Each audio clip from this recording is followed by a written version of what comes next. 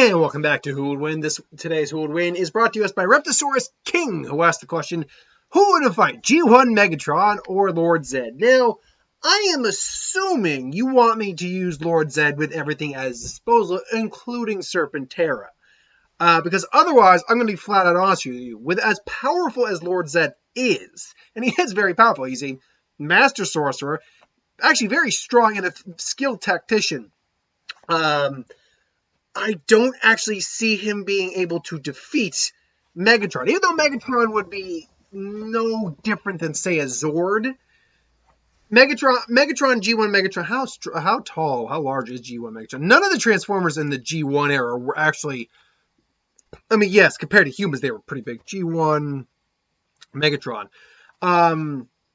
They're all pretty big, but in terms of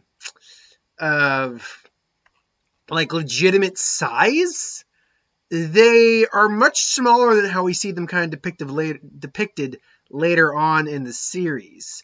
Let's see, main G1 cartoon, which is G1 comics cartoon. They more or less fall into the same category.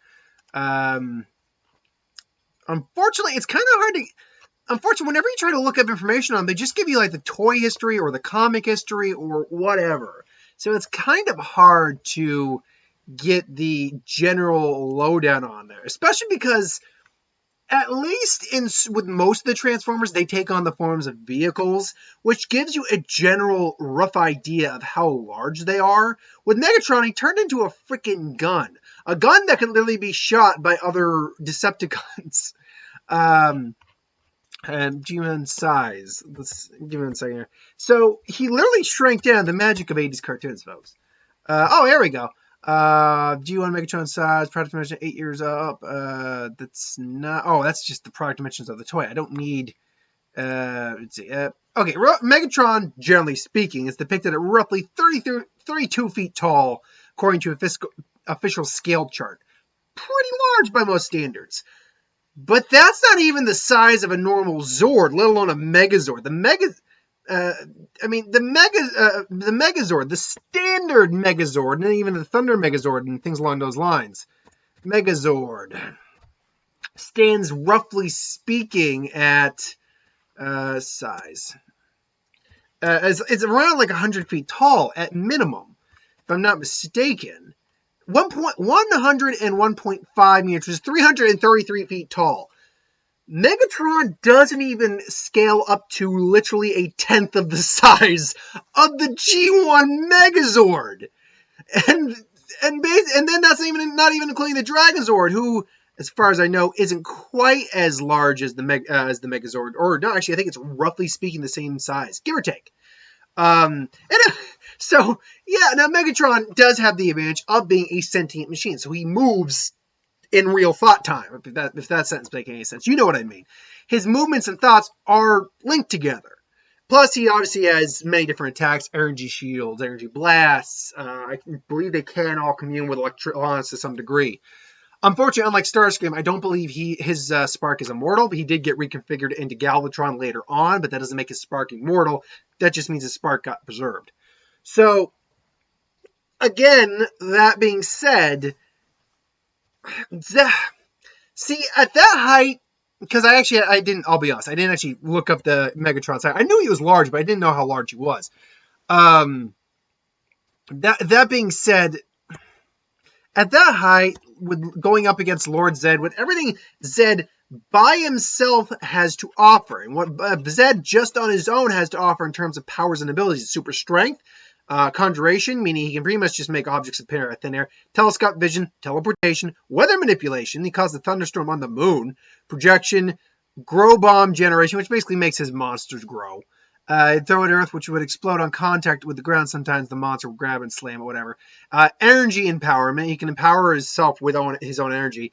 Absolute genius in hand-to-hand combat. He was beating Tommy with just punches, whereas Tommy was going full martial arts. Weapon designer, made Serpentera.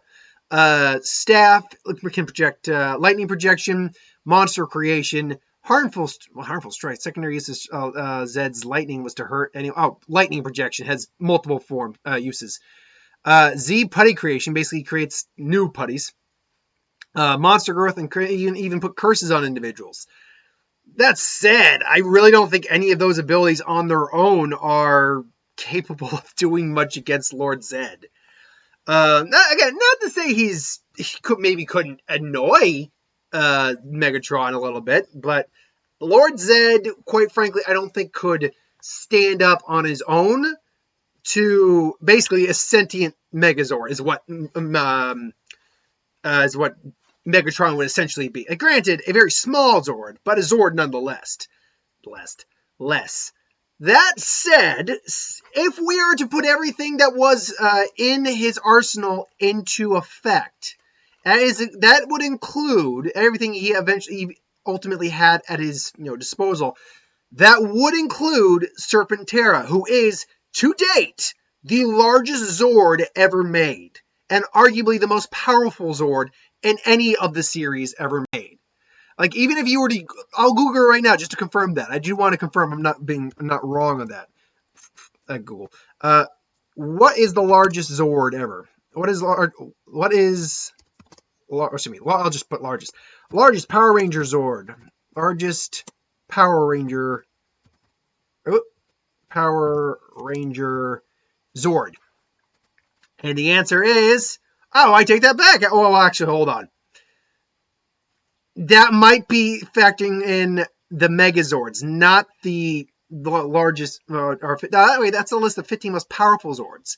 It takes the case of the most powerful. That's not the largest Zord, though. The biggest Megazord, what is a Power Ranger Zord? Which Power Ranger is the strongest? What?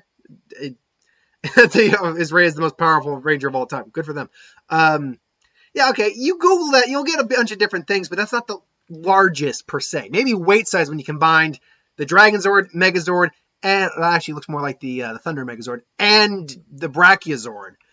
But basically the Shogun Mega Falcon Zord is what it was. Point being though, single Zord wise, Serpentera is widely depicted as probably it was the most massive Zord that was ever created. The skyscraper sized Red Dragon Thunder Zord was roughly the size of its hand. Wrap your head around that, how big that is.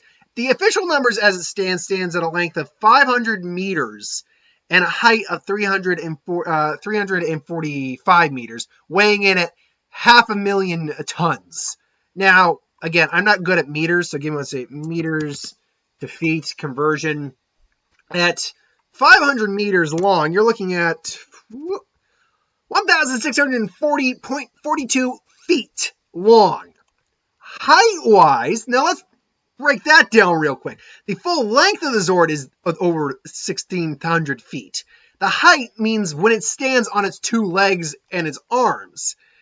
At 345 meters long, you're looking at a Zord that is roughly 1,131 feet tall. Might as well round it up to 32. It's like 0.89. So on a pure size level, this thing was capable, is Megatron at 32 feet doing the rough math at let's just do the height real quick here. Divide 32 by 1,132. That means you're roughly looking at something that is, in essence, 32, that 9, that's 6, and then you factor that's 17, you add on the extra 2 there. So then you're looking at that. You're looking at something that is akin to about 35, 38-ish times larger than Megatron. If I were to scale that using my imagery, I'm going to just enlarge myself real quick here. If we were to scale that up a little bit right now, let's say the overall bar for the box is the size of Serpentera at its full height, not even its length, its height. That means that roughly, let's just average that right now, 35 times. Look, that's right there's the halfway mark. So that's 50 times. So that's halfway to that. So that's 16 times still larger, again, roughly speaking, than Megatron. Go down 1/4 of that, you're now looking at something that's about 8 times larger than Megatron. Go down to half of that, you're looking at something that's 4 times larger than Megatron. Twice as large. There we go. Megatron barely is a speck on the radar here. So, and that's not even talking about how powerful Serpentera actually was. Serpentera is believed to have, and it's not believed to, we don't know what's actual max speed was, but probably capable of faster than light speed travel, only observed traveling at only Mach 30. Now, how fast Megatron is anyone's guess. We know he can move pretty fast, but still. Its power was capable of completely whipping the ass of all the other Zords. It resembled the Eastern Dragon form and had enough power to annihilate a planet, which it did.